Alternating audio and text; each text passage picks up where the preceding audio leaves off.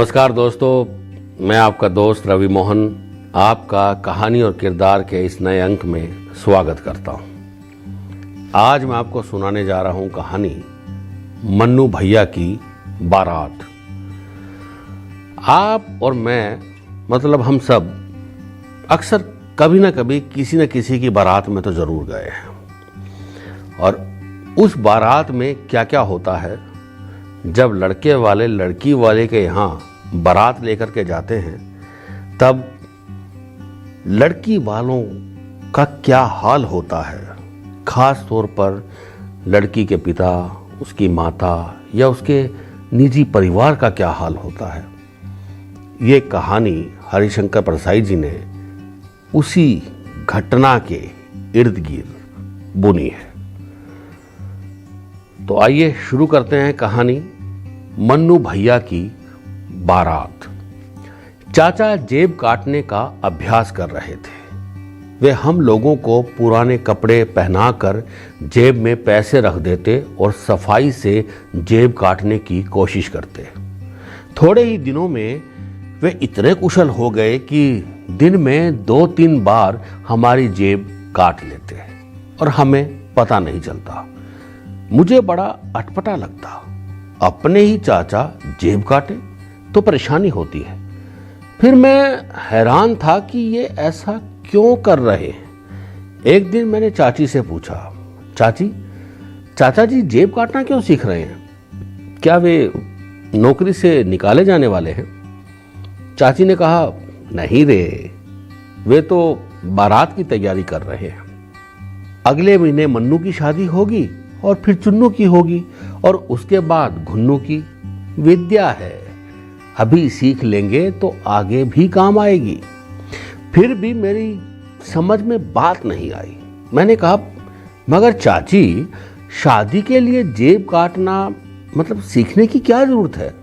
चाची हंसी, कहने लगी, तू नादान है रे, कभी बारात में नहीं गया ना, अब मुन्नू की बारात में जाएगा तो सब समझ जाएगा। शादी की तैयारी बड़े जोर से हो रही थी। बारात रवाना होने को जब 3-4 दिन बचे, तब एक दिन चाचा और मामा सलाह कर रहे थे कि बारात में कौन कौन चलेंगे। चाचा ने कहा, कुछ लोगों को ले जाना तो जरूरी होता है, जैसे हम 3-4 अच्छे पेशेवर जेब कट चाहिए। तुम स्टेशन पर जाकर 3-4 जेब कटों को तय कर लेना। मामा ने कहा, जब आपने खुद जेब काटना अच्छी तरह सीख लिया है, तब और जेब कट क्यों चाहिए? भगवान का दिया घर में सब कुछ तो है। चाचा ने कहा, अरे भाई, मैं हूं नया आदमी, सारा काम मुझसे संभलेगा नहीं, इसलिए 3-4 जेब कट अपने साथ होने ही चाहिए। पीछे जग हंसाई हो, इससे क्या फायदा? मामा ने कागज पर नोट कर लिया, फिर पूछा, हाँ और? चाचा ने कहा, और 2 चोर और 2 डाकू भी चाहिए। मैंने अपने दोस्त दरोगा श्याम सिंह से भी कह दिया, वे प्रबंध कर देंगे। मामा ने लिख लिया। बोले, हमें 1-2 पागल भी तो ले जाने होंगे। चाचा ने कहा, हाँ, 1-2 नहीं, कम से कम 5, पर बड़ी कोशिश करने के बाद 2 पागल मिल सके। कम से कम 3 और चाहिए। दोनों थोड़ी देर चुप बैठे रहे, फिर एकाएक मामा का चेहरा चमक उठा। उन्हें कोई बात सूझ गई थी। वे चुटकी बजाकर बोले, हाँ, समस्या सुलझ गई। ऐसा करते हैं, 3 समाजवादी ले चले। ये लोग भी अच्छे करिश्मे दिखाते हैं। 2 वे और 3 ये, कुल 5 हो जाएंगे। चाचा को सुझाव पसंद आ गया। उन्होंने कहा, ठीक है, तुम आज ही उनके पार्टी दफ्तर जाकर 3 आदमी पक्के कर लो। इस तरह 13-14 तो काम के आदमी हो ही गए हैं। अब 15-20 निकम्मे आदमी लेकर ही जाने होंगे जो शरीफ कहलाते हैं। तुम अपनी बहन के साथ बैठकर इनकी लिस्ट बना लो। बारात तैयार होकर स्टेशन पहुंच गई। हमें देखते ही मुसाफिरों में खलबली मच गई। वे डर के मारे यहां वहां भागने लगे। लोगों ने अपने सामान और बच्चों को संभाला। पुलिस ने स्त्रियों को अपने संरक्षण में लेकर टिकट घर की खिड़की के पास एक सूचना चिपका दी। मुसाफिरों को चेतावनी दी जाती है कि इस गाड़ी में बारात जा रही है, वे स्त्री बच्चों को लेकर सफर ना करें, अपने सामान को संभाल कर रखें, किसी के जान माल की जिम्मेदारी रेलवे विभाग पर नहीं होगी। नोटिस को पढ़ पढ़ कर बहुत से मुसाफिर घर लौटने लगे। हम लोग रेल के डब्बे में जाकर बैठ गए। हमारे डब्बे के पास कोई आदमी नहीं था। खोमचे वाले भी दूर से ही लौट जाते थे। हमें ये अच्छा नहीं लग रहा था। हमारे साथ के एक पागल ने कहा,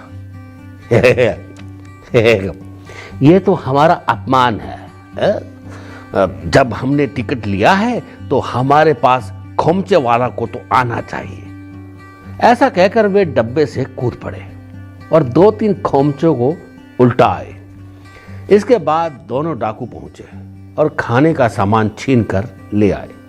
हम सब बहुत खुश थे। चाचा ने मामा से कहा, बारातियों का चुनाव अच्छा हुआ मालूम होता है। मामा ने कहा, हाँ, लक्षण तो अच्छे हैं, बाकी वहीं देखेंगे। हमारे डब्बे के पास से 2 आदमी निकले। उन लोगों ने नोटिस नहीं पढ़ा होगा। उन्हें देखते ही हमारे पागल झपटे और उन्हें काट लिया। रेलवे कर्मचारियों में हलचल मच गई थी। वे हमारे कारण चिंतित थे। बार बार डब्बे के पास आकर हमें देखते और लौट जाते। आखिर एक कर्मचारी हाथ में एक तख्ती लेकर आया और उसने उसे हमारे डब्बे पर लगा दिया। उस पर बड़े अक्षरों में लिखा था, कुत्तों से सावधान। हमारी गाड़ी रवाना हुई। स्टेशन पर स्टेशन आते थे। ज्यों ही गाड़ी खड़ी होती, हम लोग खूब जोर से चिल्लाते, जिसे सुनकर मुसाफिर भाग पड़ते और कुत्ते भौंकने लगते। एक पागल ने जंजीर खींचकर बीच में ही गाड़ी रोक ली। गार्ड तुरंत हमारे डब्बे में आया और पूछने लगा, है किसने जंजीर खींची? पागल ने कहा, है हमने। गार्ड ने पूछा, क्यों, क्या बात है? हम लोगों ने एक साथ कहा, हम लोग गाड़ी को सिर पर उठा कर ले जाएंगे। गार्ड ने कहा, अच्छी बात है, उठा लीजिए, उठा लीजिए। हम लोगों ने बहुत जोर लगाया पर गाड़ी उठाकर नहीं ले जा सके। आखिर गार्ड ने ड्राइवर को गाड़ी बढ़ाने का इशारा किया। चाचा उदास हो गए। कहने लगे, अब बारातें कमजोर होने लगी। पहले की बात और थी। बड़े भैया की शादी में हम लोगों ने गाड़ी को सिर पर उठा लिया था। हम लोग लज्जित हो गए। कई घंटों के सफर के बाद हम लड़की वाले के शहर में पहुंच गए। वहां हमें एक सजे हुए जनवासे में ठहरा दिया गया। हम लोगों ने वो हाथ धोकर अच्छे कपड़े पहने।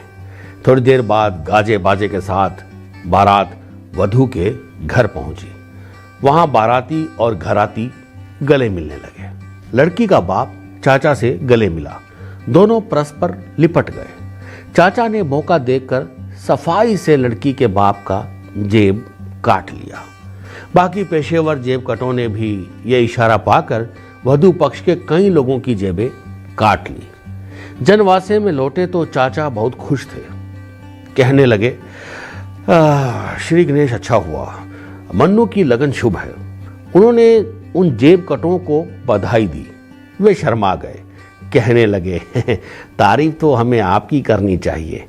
हम 2500 बारातों में गए हैं, पर जिस सफाई से आपने लड़की के बाप की जेब काटी, वो हमने पहले किसी वर के बाप में नहीं देखी। चाचा ने मुस्कुराकर कहा, अच्छा, अब दूसरे लोगों को अपने काम पर लग जाना चाहिए। दूसरे लोग भी अपना अपना कार्य पूरा करने के लिए कटिबद्ध हो गए। लड़की वाले नाश्ता लेकर आए तो पागलों ने तस्तरियों को सूंघकर फेंक दिया और कहा, इसे कुत्तों को खिला दो। सड़ेगी गई, कितनी बास आ रही है। हमने पागलों का अनुसरण किया और अपनी अपनी तस्तरियां फेंक दी।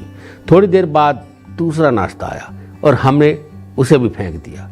तीसरी बार जो नाश्ता आया उसे पागल खाने लगे। हमने भी वैसा ही किया। नाश्ता करने के बाद पागल गिलास और बल्ब फोड़ने लगे। इस काम से निपटकर उन्होंने कुछ कुर्सियां भी तोड़ी। बीच बीच में एक पागल लड़की के घर के सामने खड़ा होकर चिल्लाता, हम बारात वापस ले जाएंगे, बारात वापस ले जाएंगे।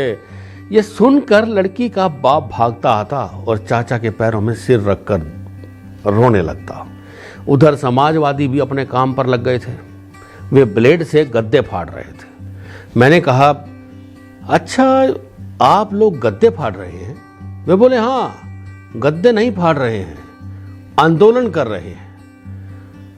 मैंने कहा, ये कैसा आंदोलन है? वे समझाने लगे, देखो ये गद्दे वो किसी सेठ से मांग कर लाया होगा। हम सेठ के गद्दे फाड़ कर पूंजीवाद का नाश कर रहे हैं। मैंने कहा, सो तो ठीक है, पर वो सेठ लड़की के बाप से तो लड़ेगा। उन्होंने कहा, हाँ, तभी तो वर्ग संघर्ष की भूमिका तैयार होगी। मैं उनके तर्क से निरुत्तर हो गया। वे गद्दे काटने लगे। रात आधी हो गई थी। चाचा ने चोरों को बुलाकर कहा, अब तुम लोगों के काम करने का वक्त आ गया है। लड़की वाले के घर में घुसकर जो भी माल मत्ता हो चुरा लाओ। चोर चोरी करने चले गए। चौथे पहर तक वे बहुत सा सामान चुरा कर ले आए। चाचा ने देखा और कहा, काम तो ठीक हुआ है, पर सोना और रुपया कम, बिल्कुल कम है। खैर, जाओ सो जाओ। सुबह चाचा ने डाकुओं से कहा, देखो रात को चोर सोना और नकदी कम लेकर आए। डर गए होंगे, चोर जरा डरपोक होते ही हैं। अब तुम जाकर सोना और नकदी लूट लाओ। डाकू मूंछों पर ताव देते हुए चले गए। घंटे भर बाद ही वे काफी सोना और नकदी लूटकर ले आए। चाचा ने उनकी पीठ ठोकी।